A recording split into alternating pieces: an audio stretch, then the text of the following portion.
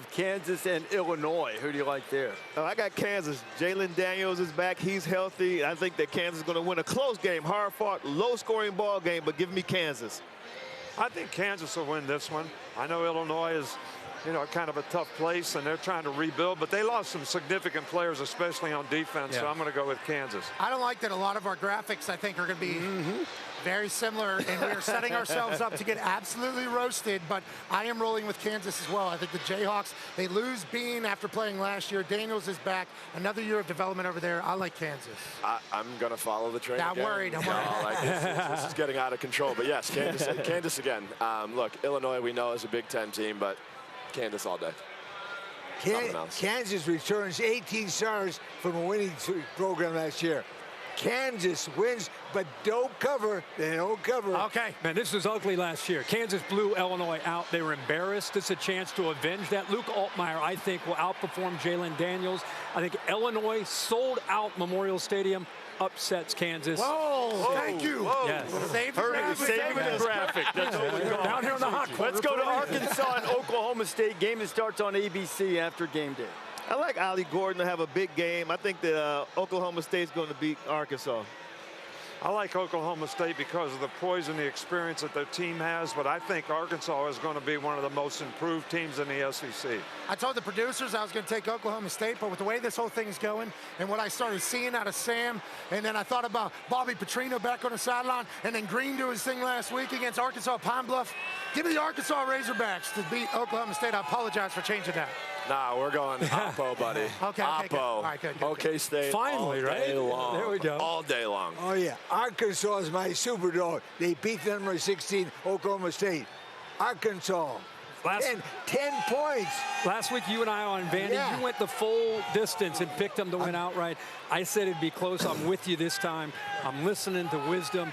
I'm picking Arkansas to win this game outright. I think Taylor Green and Bobby Petrino and the physicality of Arkansas could be the difference in this game. Good. Rivalry game, always tight. Iowa State, Iowa for the Cyhawk.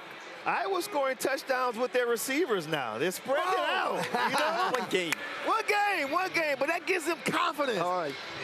Hard-fought game, very close game. I'm still going with the Hawkeyes at home. I think Iowa's going to win this game as well. Iowa State plays that 3-3 defense, which is a little harder to stop the run.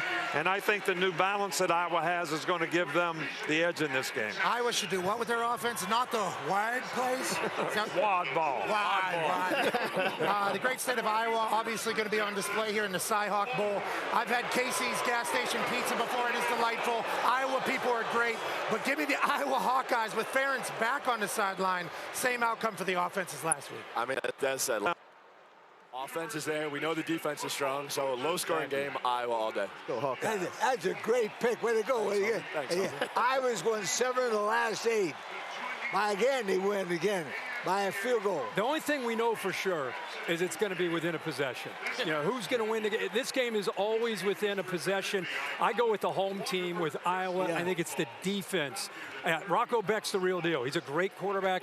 I just don't know if they have the weapons to move the ball consistently against Iowa's defense. All right, South Carolina and Kentucky. Wildcats have Georgia next week. Then the Gamecocks catch them napping. Well, the Gamecocks got a young quarterback, Lenore Sellers. He's a runner, not much of a passer. I think that the Wildcats are going to load the box, try to make Sellers beat them with his arm, which he's not going to be able to do. I'm going Wildcats. I go Kentucky as well in this game. Mark Stoops does a great job of playing good defense. I don't know if South Carolina's got the weapons to be able to score enough points to win. Love Kentucky, love everything about Big Blue Nation, but I'll take the cock. Wow, you just want to say that. I'm on there. Let's go USC. South Carolina. Excuse me. Let's go South Carolina. Both taking the cock. Yeah, both South Carolina. We're taking the cocks. Okay, we're both doing it. All right, here in the big house, Let's we're go. about to take some cocks. Come on. Quit celebrating. You ain't got a chance this one. Kentucky looks forward to Georgia. Come next week. Game day, my dear. Yeah. Close. Kentucky, close. I'll tell you what, man, this Brock Vandergrift came over from Georgia, is giving this Kentucky offense some spice. I think that at home, they're not peeking ahead to Georgia. Give me Kentucky.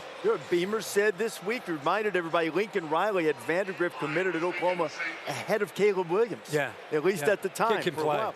Colorado and Nebraska. You know, last time these two teams met, Nebraska turned the ball over repeatedly. That was the storyline of the game. I think that Colorado's skill is going to be the difference in this game. High-scoring ball game, but give me the Buffs. I think Colorado's better. They're better on defense. I think they've got better skill players.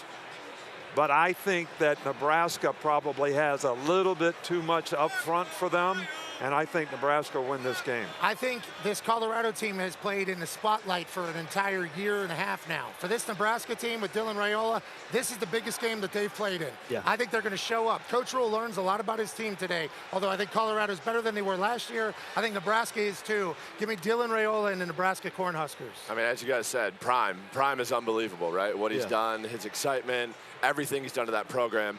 But I'm taking the other side. Oh, no. I'm going Nebraska. Cornhuskers at home. Let's go. You can celebrate now. Come on, baby. Nebraska wins a close one. Nebraska. You always say the classy fans in Nebraska. I think the crowd makes a big difference. This defense from Nebraska will get after Shedeur Sanders, we know about, Travis Hunter. They try to get better at offensive line. They allowed 56 sacks last year. I think that's still an issue, taking care of their quarterback, especially on the road in this game. Nebraska wins. I'm telling you, they're going to be 7-0 by the time they get ready for Ohio State. That would be quite a turnaround. They've had all kinds of struggles in close games. Colorado put it to them late last year when they really couldn't get anything going on offense. Well, here we go. Big winning streak at stake. Longhorns coming in. Huge. Twins are here. Yeah. Huh. You got 21. I was actually thinking about going Longhorns, but these two told me. Yeah.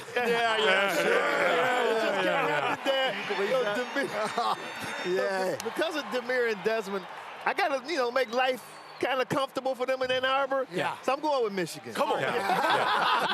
Surprise.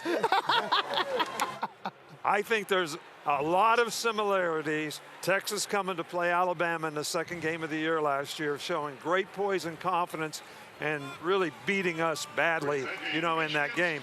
And I have to go with Texas in this game. I think they have the poise and the skill players on offense that they're going to be challenged by Wink's defense, but I got to think Texas is going to win out. Coach, I think people watched Michigan play against Fresno State and they thought, look at this Michigan team. They're not what they were last year. I beg to differ as far as the type of team and the energy in this place. Their defense is going to show up.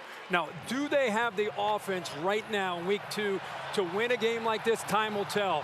I'm going to go with the experience of Texas. I think it's a very close game, but I'm going with Quinn Ewers. It's tough to go against that experience and his playmakers. Close game, and I'm going to go, Pat, with Texas winning a close one. To echo all of your sentiments about Texas, I am a believer in Sark and everything they're cooking down in beautiful Austin, Texas, and I think Quinn Ewers is a perfect leader for that team.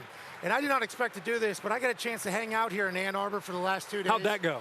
Every human I met here literally has a Michigan M tattooed on their body. Even Phelps. Phelps has the M tattooed on it in a weird spot, I will say. It is a swimmer. I don't know if you can get to that. Every human has the M tattooed on their body. 111,000 people. Come on. I'm picking the Michigan Wolverines. Let's go. It's my first time picking blue in 2 years. So, Pat, we'll see how it goes. I'm with you. I want to say, let's go blue. Yes. I'm with blue all day in this house, 111,000. This place is going to be electric, and I know what it feels like just to be in here.